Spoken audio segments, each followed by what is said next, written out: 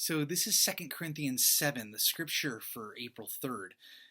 I think it's one of the worst feelings in the world to write out an evaluation of somebody, send it to them, and then have to wait and wait and wait for your calendars to intersect so that you can offer one another the evaluation, especially if you're managing a person and especially if you have to give that person some hard truths about how they're doing and if you have to give them that sort of feedback. It makes it really hard to delay that confrontation or to delay that feedback session, especially when you don't know how they're going to take it. Some people are way more self-aware than others and know, hey, I'm not doing that well. But Paul was in a limbo much like that here when he writes this letter to the Corinthians, where he had just talked with Titus. Titus had just gotten to Macedonia, and Paul was waiting and waiting and waiting and waiting, couldn't find Titus anywhere. And Titus was the one who Paul had sent with this letter of tears, this really kind of confrontational letter to the Corinthian church. And so when Titus finally comes to Paul in Macedonia, it's like, oh, now at least I know. Now at least I don't have to be apprehensive about what the heck is going on over in the Corinthian church. And what's more, Titus gives him a good report. When Titus arrived bringing good news, Paul was delighted not only because of the presence of his friend, but because he didn't have to wait anymore to know how the Corinthians responded. A brief aside on Titus. We heard about him briefly in 2 Corinthians chapter 2, but before that, I think the last time we heard from him was in Galatians chapter 2, when Paul mentions that because of the council that happened at Jerusalem, Titus didn't have to get circumcised. He's referring to a council that happens in Acts chapter 15, and we'll be getting to that in a couple months here. But if you'd like to look at it, you can look at Acts 15, where the Jews only require the Gentile Christians to do 4 things, and none of them is to keep the Mosaic law. And so Titus was a Gentile, a Greek Christian, and so he went down with Paul apparently to this Jerusalem council, and not having to get circumcised was probably a good deal for Titus, and he ended up accompanying Paul later and ended up carrying some letters for him.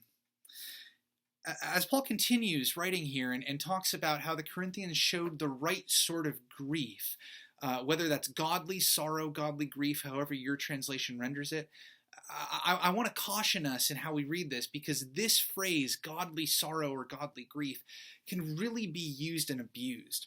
I think that there are some congregations that require evidence of godly grief before restoring somebody to membership if they've been put on a church discipline list.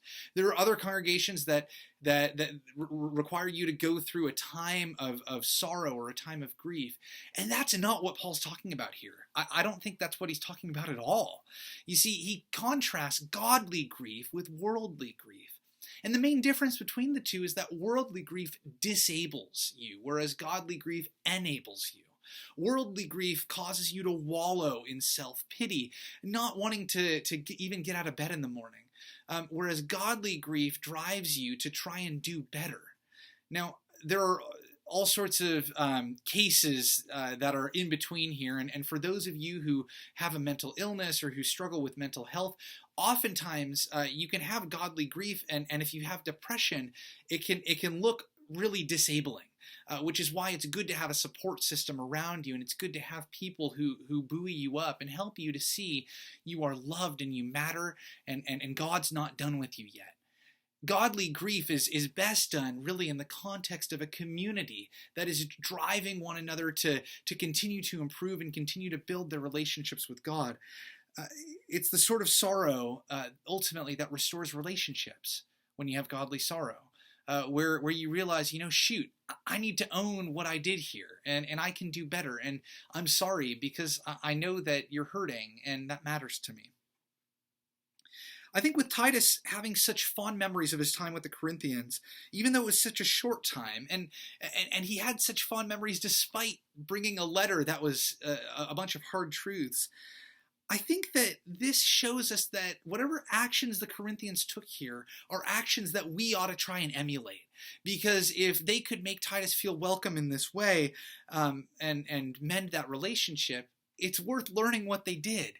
And so I think godly sorrow, being able to apologize for what we need to own and being able to mend relationships at all costs, and having a sense of urgency around this, I mean, that's imperative for a church and the leaders of a church to be able to offer.